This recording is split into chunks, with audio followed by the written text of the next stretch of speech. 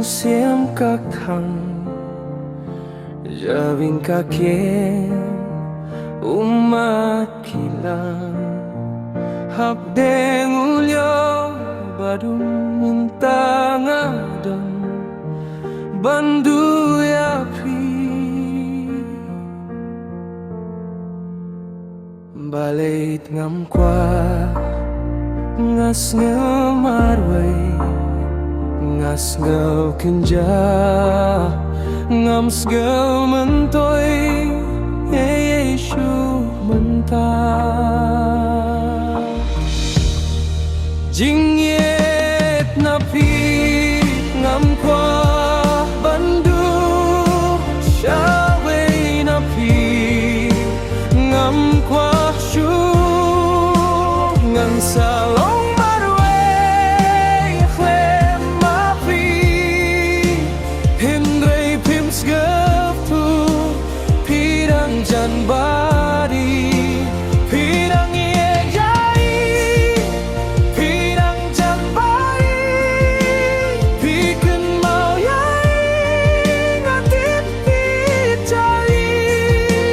Pirang yejai Pirang jan mau yai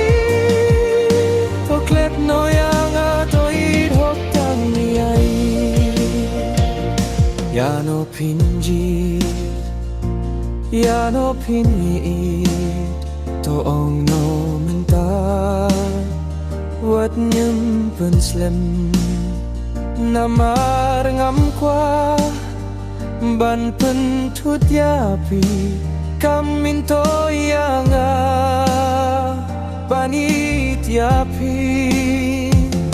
Haba pirang ken mau sayai Kaminto yanga banap yapi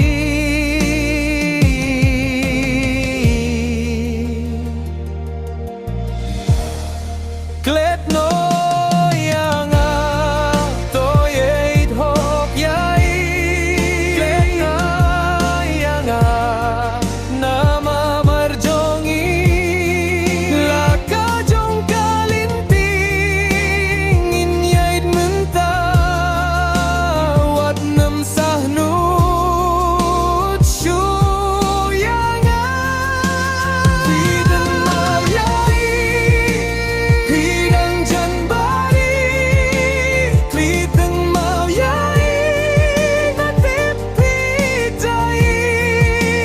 Kimanen yai Pidang jan mau yai Toklet no yang ato idhok tang yai Pidang yejai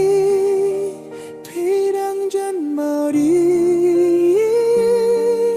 Toklet no yang ato idhok tang